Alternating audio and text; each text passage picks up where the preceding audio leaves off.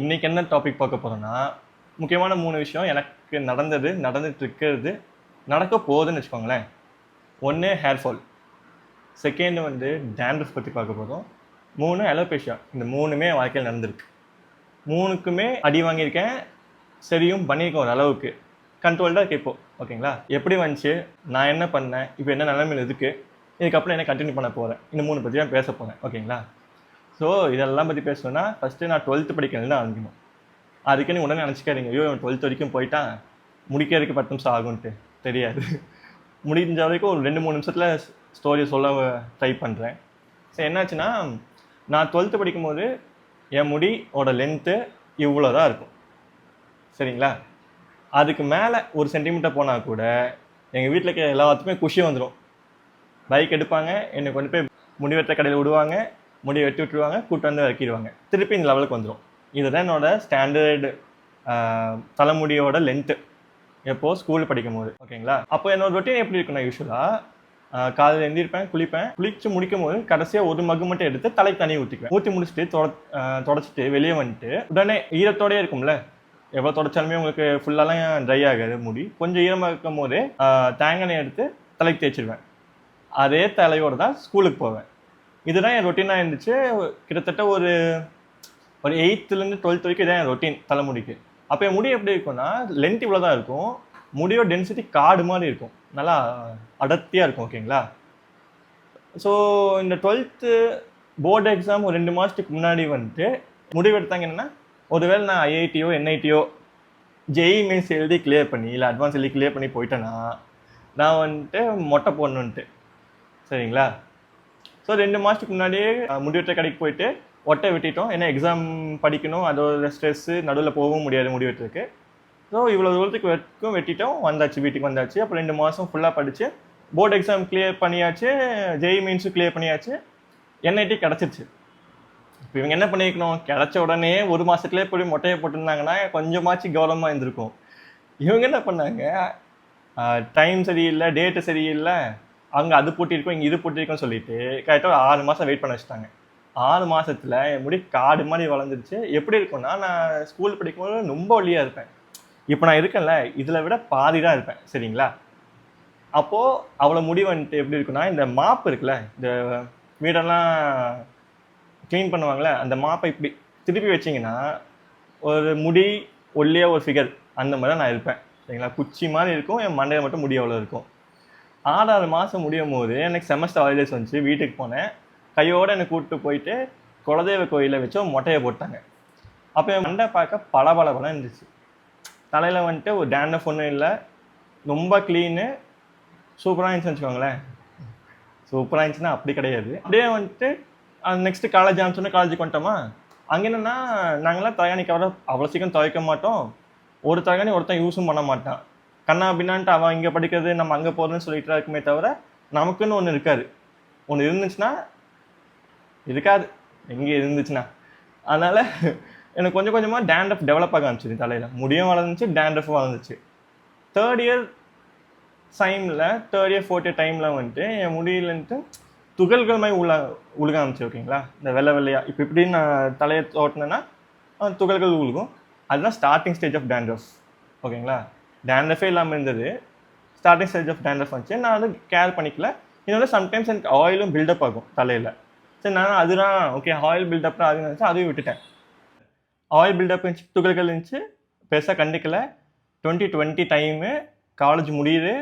எனக்கு வேலை கேம்பஸ் மூலியமாகவே கிடச்சிருந்தாங்காட்டிக்கு அவங்களும் ஜூலைலேருந்து என்னை ஜாயின் பண்ண வச்சுட்டாங்க கம்பெனியில். Company work from home. 2020 ஜூலையில் ஜாயின் பண்ணுறேன். டைமிங் மத்தியானம் 1:30லேருந்து 10:30 மட்டும், நைட்டு 10:30 மட்டும் ஆஃபீஸ் டைமிங்கு. எனக்கு அப்போ நான் கேம் ஆடிட்டு இருந்தேன். எப்படின்னா 10:30க்கு அப்புறம் ஆஃபீஸில் லாக் அவுட் பண்ணிவிட்டு 10:30 ஃப்ரெண்ட்ஸ் கூட சிஎஸ்கோ விளையாட போயிடுவேன். அது விடிய காலையில் ஒரு 3 மணி மட்டும் விளையாடுவோம். இதே ஒரு ரொட்டீனாக இருந்துச்சு.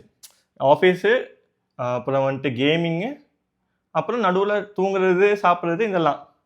இந்த ஒரு ரொட்டீன் போயிட்டே இருந்தாங்காட்டிக்கு ஒரு 6-7 மாதம் டவுன் தி லைனில் இந்த தூளாக இருந்துச்சு இல்லைங்க, இந்த தூளாக இந்த டேண்ட்ரஃப் அது என்னமா இருந்துச்சு, படிய ஆரம்பிச்சிருச்சு, செதில் ஆக ஆரம்பிச்சிருச்சு. செதில்லாம் எப்படின்னா இருக்குன்னா, இங்கெல்லாம் இருக்குங்க, இங்கே முன்னாடியெல்லாம் இங்கே ஃபுல்லாக அந்த ஒயிட்டாக இருக்கும், இந்த செல்லாக இருக்கும், இங்கெல்லாம் இருக்கும், அப்படி இங்கெல்லாம் இருக்கும்.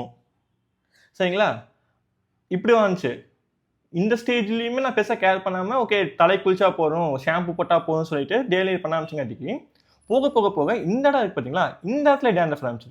இங்கே இந்த புருவத்தில், இப்போ சம்டைம்ஸ் மீசையில், தாடியில் வரும். அப்புறம் ரொம்ப சிவியராக இந்த காதுக்கு பின்னாடி வந்துச்சுங்க, ஒரு மாதிரி வெட்டு மாதிரி விழுந்துச்சு இந்த இடத்துல. அப்போ இந்த இடத்துல டேண்ட்ரஃப், அப்புறம் இங்கே, இப்போ பின்னாடி முதுகில். இந்த ஸ்டேஜ் வந்ததுக்கப்புறம் நான் என்னோட ரிலேட்டிவ் கேட்கும்போது அவர் சொன்னார், ரொம்ப சிவியராக போயிட்டுருக்கு, இது விட்டால் இன்னொரு 6-7 மாதத்தில் உன்னால் நீ ரொம்ப ஏர் ஃபால் பார்க்க ஆரம்பிப்ப, அப்புறம் ரொம்ப கஷ்டமாயிடும், நீ போய் டாக்டரை பாருன்ட்டார். சரி அப்படின்னு சொல்லிட்டு போகிறேன், ஸ்கின் டாக்டர் இதெல்லாம் காமிக்கிறேன். அவர் சொன்னார், ஆமாம் இதெல்லாம் வந்துட்டு 2nd or 3rd stage of dandruff, இது பேர் செபோரிக் டெர்மடைட்டிஸ் அப்படின்ட்டு. இதுக்கான சொல்யூஷன் வந்துட்டு நான் உனக்கு தரேன், 2 விஷயம் பண்ணால் போதும். உனக்கு ஒரு ஷாம்பு தரேன். இந்த ஷாம்பு நீ எப்படி யூஸ் பண்ணுறேன்னா, டெய்லியும் தலைக்குழி 1 நாள் விட்டு 1 நாள் நார்மல் ஷாம்பு நீ போடுறது பார்த்தியா, போட்டு முடிச்சதுக்கப்புறம் இந்த ஷாம்பு எடுத்து எங்கெல்லாம் அந்த பேட்ச் இருக்கோ அங்கெல்லாம் அப்ளை பண்ணு, டேண்ட்ரஃப் பேட்ச் ஓகேங்களா, அங்கெல்லாம் அப்ளை பண்ணு. இது ஷாம்பு.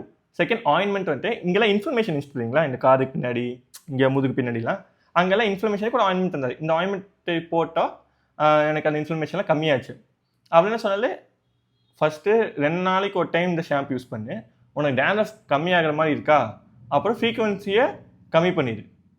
2 நாளைக்கு ஒரு டைம் இருக்குது, 3 நாளைக்கு ஒரு டைம் பண்ணு, வாரத்துக்கு ஒரு டைம் பண்ணு, இல்லாட்டி 2 வாரத்துக்கு ஒரு டைம். இதாக கண்டினியூஸாக மெயின்டைன் பண்ணினாரு. நான் அதை கவனிக்கல பெருசாக. ஸோ நான் ஷாம்பு வாங்கினேன், ஷாம்பு எனக்கு 6 மாதத்துக்கு வந்துச்சு, அந்த ஆயின்மெண்ட்டுமே 6 மாதத்துக்கு வந்துச்சு. 6 மாதம் முடியும் போது அவர் கொடுத்ததுல ஒரு 3 மாதத்துலேயே எனக்கு நல்ல ரிசல்ட் வந்துச்சு. 6 மாதம் முடியும் போது பெருசாக எனக்கு டேண்ட்ரஃப் இல்லை, இன்ஃப்ளமேஷன் இல்லாங்காட்டிக்கு நான் அப்படியே ஸ்டாப் பண்ணிட்டேன். அதுக்கடுத்து ஒரு 6 மாதம் கழிச்சு திருப்பியும் குப்புன்னு டேண்ட்ரஃப் ஆரம்பிச்சிச்சு. எனக்கு பயம் வர ஆரம்பிச்சிச்சு அது கூடவே சேர்ந்து. நான் என்ன பண்ணேன், இந்த ஏர் கேர் கிளினிக் அப்படி இப்படிங்காங்களே அந்த மாதிரி ஒன்று ஃபேமஸாக இருக்கிறத கோயம்புத்தூரில் போய் பார்த்தேன்.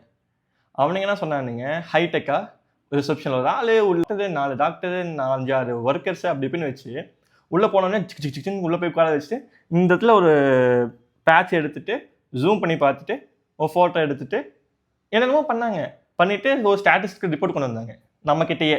வந்துட்டு 6 மாதத்துக்கு முன்னாடி உங்களுக்கு சார் இந்த ஒரு ஸ்மால் ரேடியஸில் இவ்வளோ டென்சிட்டி இருந்துச்சு, 6 மாதத்துலேருந்து சக்கரன்ட்டு இப்போது இவ்வளோ தான் இருக்குது, இன்னொரு 6 மாதத்தில் இவ்வளோ தான் இருக்கும், அதுக்கப்புறம் இல்லாமையும் போகிறக்கு வாய்ப்புகள் இருக்குது, நீங்கள் ரொம்ப சிவியரான ஸ்டேஜில் இருக்கீங்க, எங்ககிட்ட ஒரு ஏர் கேர் பேக்கேஜ் இருக்குது, நீங்கள் வாங்கிக்கோங்க அப்படின்னு. நானுங்க ஃபஸ்ட்டு இதெல்லாம் செக் பண்ணுறதுக்கே எங்கிட்ட 4000 ரூபா பிடிங்கிட்டாங்க. இதுக்கப்புறம் அந்த பேக்கேஜு பல்கான ஒரு அமௌண்ட் சொன்னாங்க. கொடுக்க தப்பு இல்லை, கொடுத்து வளராமல் இல்லை திருப்பி டேண்ட்ரஃப் இருக்குன்னா இப்போ என்ன பண்ணுறது, அதனால செகண்ட் கெஸ் எடுக்கலாம், செகண்ட் ஒப்பீனியன் எடுக்கலாம்னு சொல்லிட்டு திருப்பி அந்த ஸ்கின் டாக்டர் இருக்காங்களே, அவர் முன்னாடி சொன்னாலே ஒருத்தர் ஷாம்புவும் ஆயின்மெண்ட் ரெக்கமெண்ட் பண்ண, அவர்கிட்ட திருப்பி போய் கேட்டேன், டாக்டர் இந்த மாதிரி நான் வந்துட்டு நீங்கள் சொன்னதான் யூஸ் பண்ணேன், திருப்பி டேண்ட்ரஃப் வந்துச்சு, இப்போ என்ன பண்ணுறது அப்படின்னு. சரி இதுக்கு நடுவில் நீ என்ன பண்ணுன்னு கேட்டப்போ, இந்த மாதிரி நான் கிளினிக் போனேன், அவனுங்க இவ்வளோ சொன்னானுங்க, இந்த டாக்டர் சொல்ல என்ன கிளினிக்கில் அவ்வளோ 1000 கேட்டாங்களா அப்படின்னு. ஆமாம் வரவங்க போல அவர் தான் கேட்டுட்டு இருக்காங்க, இதெல்லாம் அவ்வளோ பெரிய விஷயமே கிடையாது, நான் அவங்க சொன்ன ஷாம்புவும் ஆயின்மெண்ட்டு கண்டினியூ பண்ணிட்டு இருக்கேன்னு கேட்டார். நான் கேட்டேன், இல்லை நீங்கள் சொன்னோன்னே 6 months ஒன் டைம் வாங்கிட்டு அவர் முடிச்சிட்டேன். இல்லை அதுதான் தப்பு, அதை வந்துட்டு ஃப்ரீக்வன்சி ரெடியூஸ் பண்ணுமே தவிர நீ ஸ்டாப் பண்ணிடக்கூடாது அப்படின்னு சொன்னார். திருப்பி அதே ஷாம்பு ஆயின்மெண்ட் எழுதி கொடுத்தாரு. செகண்ட் நான் கேட்டது வந்துட்டு என்னோட ஏர் ஃபால் நடக்குது அப்படின்னு சொன்னதுக்கு, டேண்ட்ரஃப்னால வர ஏர் ஃபால் திருப்பி டேண்ட்ரஃப் பண்ணால் வந்துடும், அதை பற்றி நீ பயப்பட வேணாம் அப்படின்ட்டார். சரி ரைட் ஓகேன்னு சொல்லிட்டு அந்த ஷாம்புவும் ஆயின்மெண்ட்டும் வாங்கிட்டேன். திருப்பி 3 மாதம் 4 மாதம் கண்டினியூ பண்ணும்போது எனக்கு டேண்ட்ரஃபும் ரொம்ப கண்ட்ரோல்ட் ஆகிடுச்சு. அந்த இன்ஃப்ளமேஷன் சொன்னால் பார்த்தீங்கன்னா அதெல்லாம் போயிடுச்சு. அவர் சொன்ன ஷாம்பு ஆயின்மெண்ட்டு காமிக்கிறேன், இது நான் ரெக்கமெண்டேஷன் கிடையாது, நீங்கள் ஒரு டைம் கன்சல்ட் பண்ணி வாங்கிக்கோங்க. ஷாம்பு வந்துட்டு நான் யூஸ் பண்ண வந்து கேண்டிடாக்ஸ் ஓகேங்களா, டேண்ட்ரஃப் ஷாம்பு கேண்டிடாக்ஸ். ஆயின்மெண்ட் வந்துட்டு இந்த டெனோவேட்டம்னு சொல்லிட்டு 15 கிராம், இதெல்லாம் ஆயின்மெண்ட். இது 100 ரூபா அந்த ரேஞ்சில் வரும். 132. இந்த ஷாம்பு வந்து 392. எனக்கு இந்த ஷாம்பு ஒரு 6 மாதத்துக்கு வரும், 5 மாதத்துக்கு வச்சுக்கோங்களேன் ஆவரேஜாக. இது வந்துட்டு அப்பப்போ தான் போடுறேன், ஸோ இது 6-7 மாதத்துக்கு ஈஸியாக வரும். இது 2 தான் இப்போ நான் கண்டினியூ பண்ணிட்டு இருக்கேன். டேண்ட்ரஃப் ரொம்ப கண்ட்ரோல்டு இருக்குது, ஏர் ஃபாலும் பெருசாக கிடையாது. இதோட ரெக்கமெண்டேஷன் கிடையாது, இதோட என்னோட பர்சனல் எக்ஸ்பீரியன்ஸ் நான் சொல்கிறேன். அந்த டாக்டர் பேர் உங்களுக்கு வேணும், இல்லை உங்களுக்கு ஏதாச்சும் இதில் கொஷின் இருக்குன்னா கமெண்ட் பண்ணுங்கள். இல்லை எனக்கு கொஞ்சம் கூச்சமாக இருக்குன்னா நான் என்னோட இமெயில் ஐடியா வந்துட்டு டிஸ்கிரிப்ஷனில் போடுறேன், நீங்கள் அதுக்கு எனக்கு இமெயில் பண்ணாலும் சரி, இல்லை அது உங்கள் வாட்ஸ்அப் நம்பர் கொடுத்து என்கிட்ட பேசினாலும் சரி, ஐ டோன்ட் மைண்ட் இருங்க. ஸோ இதான் ஷாம்பு, இதுதான் ஸ்கின். நீங்கள் ஸோ இதோட இந்த ஃபர்ஸ்ட் டைம் டாபிக் முடிஞ்சு. என்னது ஹேர் ஃபாலும் டேண்ட்ரஃபும், சரிங்களா? இதுக்கப்புறம் நான் மெயினான டாபிக் அலோபேஷியா பற்றி பேச போகிறேன். இந்த டாபிக் உங்களுக்கு ரிலவெண்ட்டாக இல்லைன்னா நீங்கள் ஸ்கிப் பண்ணிக்கலாம். ஏன்னா this is for a particular audience who is insecure about alopecia, ஓகேங்களா? இப்போ அலோபேஷன் என்னென்னா இதோட ஆட்டோ இம்யூன் டிஸார்டர். இதில் நான் படித்ததுக்கு என்ன போட்டுருந்துச்சுன்னா, ஒன்றா உங்கள் ஜெனட்டிக்ஸில் இருக்கலாம், அதாவது உங்களோட முன்னோர்கள் கிட்ட இருந்து உங்களுக்கு வந்திருக்கலாம், இல்லாத பட்சத்தில் ஸ்ட்ரெஸ்னால கூட வரலாம். நான் 2021 ஜான்வரியில் இப்படி தான் இருந்தேன், சரிங்களா? காடு மாதிரி முடி இருக்கா, பொசுன்ட்டு 8 மாதம் டவுன் தி லைனில் அந்த முடியில் நடு மண்டையில் இவ்வளோ பெரிய ஒரு ஓட்டை வந்துச்சு. ஓட்டைன்னா பேட்ச்சு, ஒரு என்ன சொல்ல, பேனை மூடியெல்லாம் இருக்குன்னு வச்சுக்கோங்களேன். அந்த பேட்சில் முடியே இருக்காது, அதை சுற்றி முடி இருக்கும், அந்த இடத்துல முடி இருக்காது. வழுக்கையாக இருந்தால் எப்படி இருக்கும் முடி, அந்த மாதிரி இருக்கும் அது. ஸோ இது வந்தோடனே என்னடா ரீசன்னு பார்த்தா, அந்த வர்றதுக்கு ஒரு வாரத்துக்கு முன்னாடி தான் என் கம்பெனியில் ஒரு ஸ்ட்ரெஸ்ஃபுல் ப்ராஜெக்டை நான் எடுத்து டெலிவர் பண்ணேன். அதாவது ஒரு மாதத்துல லைக் ஒரு மாதம் கிடையாது, 1.5 மாதம் பண்ண வேண்டிய ப்ராஜெக்டை என்கிட்ட 1.5 வாரம் கொடுத்து இதை முடிச்சிருப்பா, 1.5 வாரத்துக்கு அப்புறம் ப்ரெசன்டேஷன் அப்படின்ட்டாங்க. இது ஒரு ரிஃப்ரெஷ், ப்ராஜெக்ட் ரிஃப்ரெஷ். என்னென்னா ஏற்கனவே ஒருத்தங்க பண்ணி வச்சுருப்பாங்க அந்த ப்ராஜெக்டை போன வருஷம், அதை எடுத்து புதுசாக இன்புட்லாம் போட்டு ரிஃப்ரெஷ் பண்ணும். இல்லை என்ன ஹெட்டேக்னா, இந்த ப்ராஜெக்டோட ட்ரான்ஸ்லேஷனே எனக்கு கிடைக்கல. ஸோ ரா ஃபார்மேட்டில் வந்துச்சு. நான் உட்காந்து 3-4 நாள் மண்டே உடச்சி அதை கண்டுபிடிச்சி திருப்பி புது டேட்டெல்லாம் ஆட் பண்ணி ரிஃப்ரெஷை பண்ணி பண்ணுறக்குள்ள போதும் ஆயிடுச்சு. இந்த ஒரு ஸ்ட்ரெஸ்ஸில் என்ன ஆச்சுன்னா, இந்த பீரியட் 4-5 டேஸில் ரொம்ப ஸ்ட்ரெஸ் ஆகி அடுத்த வாரம் எனக்கு அந்த பேட்சே வந்துருச்சு. இப்போ இந்த பேட்ச் வந்ததுக்கப்புறம் ஆச்சு, இந்த சொந்தக்காரங்கலாம் கூப்பிட்டு காமிக்கும் போது இந்த பேட்ச்சு எனக்கு தெரிஞ்சு 2-3 பேர்த்துக்கு வந்திருக்கு, அவங்களாம் மொட்டை அடித்தாங்க, அதுக்கப்புறம் அவங்க மண்டையில் முடியே வரதில்ல, அதனால் ரொம்ப சீரியஸான மேட்டர் அப்படின்ட்டாங்க. எப்படின்னா, ஏற்கனவே ஒரு இடத்துல புண்ணாக இருக்குன்னா அங்கே கொண்டு போய் எரியிற எண்ணெயை ஊற்றுனீங்கன்னா எப்படி இருக்கும், தகன்ட்டு அந்த மாதிரி எனக்கு இருந்துச்சு. ஏற்கனவே I was insecure because of the small patch. இவ்வளோ ஒன்று பேட்ச் இல்லை, எனக்கு ரொம்ப இன்செக்யூராக இருந்துச்சு. இவனுன்னா எப்படி சொல்ல, பேனா முடி அளவுக்கு ஏன் முடியும் இந்த அளவுக்கு லென்த்தாக இருக்கும். ஸோ நான் இப்படி ஒரு சீவுனாலே மறைஞ்சிரும். இருந்தாலுமே ஐ வாஸ் ஸோ இன்செக்யூர். ஐயோ மண்டையை பார்த்துருவாங்களோன்ட்டு. எங்கே நடு மண்டை யார் பார்ப்பா, ஒன்றா என் மேலே ஏன்னு பார்க்கணும், இல்லை நான் படுத்துட்டு இருக்கும்போது பார்க்கணும். அதுக்கே எனக்கு அவ்வளோ இன்செக்யூராக இருந்துச்சு. அப்போ வேறு ப்ராஜெக்ட்லாம் வந்துச்சு, இந்த இன்செக்யூரிட்டி இருந்தங்காட்டிக்கு போக இவ்வளோன்னு இருந்தது. அந்த பேனா முடி இந்த சைஸில் இருந்த அலோபேஷியா பேட்ச்சு மடன்ட்டு ஒரு 5 ரூபா காயின் சைஸ் அளவுக்கு வந்துடுச்சு. இதுக்கப்புறம் சும்மா விட்டா முடியாதுன்னு சொல்லிட்டு டாக்டர் கிட்ட போயிட்டேன். திருப்பி அதே ஸ்கின் டாக்டர் தான் போனேன். இதே தான் சொன்னார், இது அலோபேஷியா ஏரியேட்டா, இதோட ஆட்டோ இம்யூன் டிஸார்டர், இதுக்கான மருந்து பெருசாக இல்லை, உனக்கு 2 ஆயின்மெண்ட் தரேன், இது ஒரு 6-7 மாதத்தில் சரியாக போயிடும், ரொம்ப ஸ்ட்ரெஸ் எடுத்துக்காத அப்படின்னு சொன்னார். அவர் கொடுத்த 2 ஆயின்மெண்ட் வாங்கிட்டு வந்தேன். அவர் சொன்ன அந்த வார்த்தை 6 மாதத்தில் போயிடும்.